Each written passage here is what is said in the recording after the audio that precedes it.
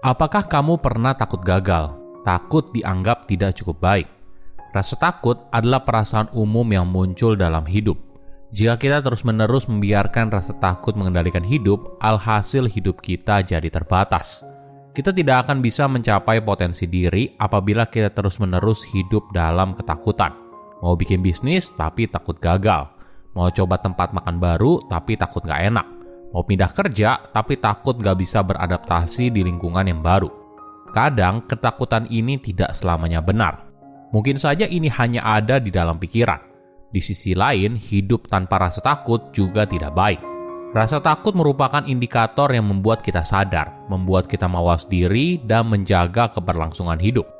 Mungkin gambaran yang tepat adalah seperti yang dikatakan oleh Tony Robbins. Hidup ibaratnya adalah sebuah dansa antara keinginan terpendam dalam diri dan ketakutan terbesarmu. Ketika kita bisa menyelaraskan kedua hal itu, maka kita akan menemukan sweet spot-nya untuk membuka potensi diri ke arah yang lebih baik. Halo semuanya, nama saya Michael, selamat datang di channel saya, Sikutu Buku. Kali ini saya akan bahas apakah hidupmu dikendalikan oleh rasa takut. Setiap orang punya rasa takut. Bahkan orang yang terlihat tenang sekalipun pasti pernah merasa takut di satu masa dalam hidupnya. Banyak hal yang membuat kita takut, mungkin saja ketinggian, takut sakit, takut miskin, takut dianggap sebagai orang jahat, dan sebagainya. Tapi jika semua itu terjadi, kita tetap akan berusaha mengatasinya dan semuanya akan baik-baik saja. Karena inilah yang kita lakukan hingga sekarang. Rasa takut seringkali punya stigma negatif. Ini merupakan perasaan yang harus ditekan. Tapi rasa takut tidak selamanya buruk. Dengan adanya rasa takut, mungkin ini yang membuat kamu tetap hidup hingga sekarang. Rasa takut membuat kamu berhenti ketika lampu merah. Rasa takut membuat kamu tidak melompat dari ketinggian. Rasa takut yang membuatmu mengunci pintu setiap malam sebelum tidur. Tapi di sisi lain, rasa takut juga bisa menghambat diri. Misalnya ketika kita sedang mencari pekerjaan, lalu ketika kita di tahap negosiasi gaji. Kita mungkin tidak berani melakukan negosiasi, karena kita takut atas pandangan orang lain tentang kita. Atau mungkin saja, kita takut malah hal ini membuat perusahaan itu tidak jadi menawarkan pekerjaan tersebut. Tapi jika kamu terus-terusan hidup dalam ketakutan, apakah kamu nggak penasaran apa yang terjadi jika sesekali kamu tidak mendengarkan rasa takut tersebut?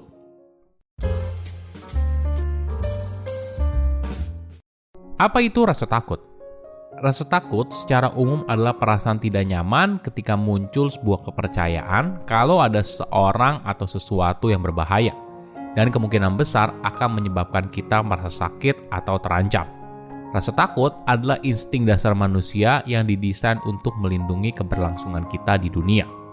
Rasa takut punya banyak macam, namun pada dasarnya ada 5 tipe akar ketakutan.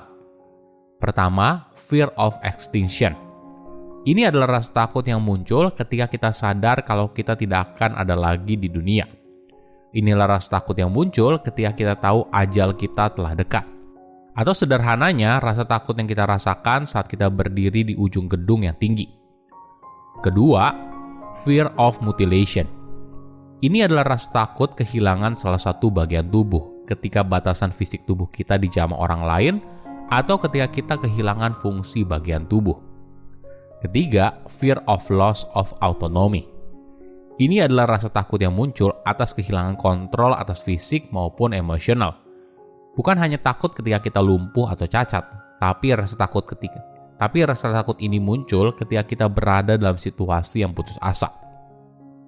Keempat, fear of separation.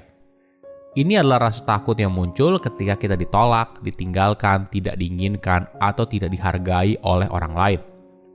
Kelima, fear of ego death. Rasa takut ini muncul ketika kita dipermalukan atau kehilangan identitas diri. Misalnya kita takut dianggap sebagai manusia yang gagal ketika kita sudah 2 tahun menganggur dan tidak diterima di kerja manapun. Nah, pertanyaannya, apakah hidupmu dikendalikan oleh rasa takut? Ada beberapa tanda yang bisa kamu perhatikan. Pertama, perfeksionis. Apakah kamu tahu kalau perfeksionis mungkin saja berasal dari rasa takut gagal, penolakan, atau takut dikritik oleh orang lain? Kita percaya apabila kita selalu berusaha melakukan segala sesuatu dengan sempurna, maka kita akan mendapatkan cinta dan penerimaan yang kita dambakan. Kedua, settling. Kamu mungkin saja menginginkan hal yang lebih. Kamu ingin hidupmu berubah, kamu ingin punya penghasilan yang lebih besar, tapi di sisi lain kamu tidak berani mengambil resiko, karena kamu takut merusak apa yang sudah ada sekarang. Bahkan jika sebenarnya kamu tidak bahagia. Ini alasan kenapa seseorang masih bertahan dalam hubungan romansa yang buruk atau kenapa dia tetap bekerja di perusahaan yang membuatnya burnout. Keluar dari kondisi saat ini dan berada pada lingkungan yang baru memang tidak mudah. Tapi hal ini penting jika kamu ingin mengubah hidup yang kamu miliki sekarang. Ketiga, tidak bisa bilang tidak. Apakah kamu berani bilang tidak? Apakah kamu berani menolak pekerjaan yang bukan tanggung jawabmu? Hal ini memang tidak mudah dan punya caranya sendiri dalam menolak agar kamu bisa tetap menjaga hubungan baik, tapi di sisi lain kamu tidak mengerjakan sesuatu yang tidak kamu sukai. Ingat, jika kamu takut bilang tidak karena kamu tidak ingin menyakiti perasaan orang lain atau dianggap jahat, maka kamu di sisi lain telah mengorbankan diri sendiri. Banyak orang mungkin merasa kalau orang yang berani adalah orang yang tidak punya rasa takut. Padahal bukan itu esensi dari keberanian. Keberanian bukan artinya seorang tidak takut mati karena api. Tapi keberanian adalah ketika kamu tetap masuk ke dalam rumah yang sedang terbakar, walaupun faktanya kamu merasakan takut.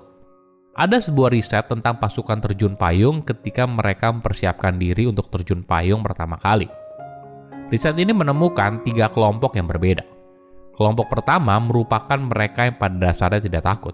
Mereka menunjukkan tanda-tanda takut yang minimal, seperti jantung yang berdebar kencang, telapak tangan berkeringat, lonjakan tekanan darah, dan sebagainya. Di grup kedua, orang yang memiliki rasa takut yang kuat sehingga hal ini menahan mereka untuk melompat.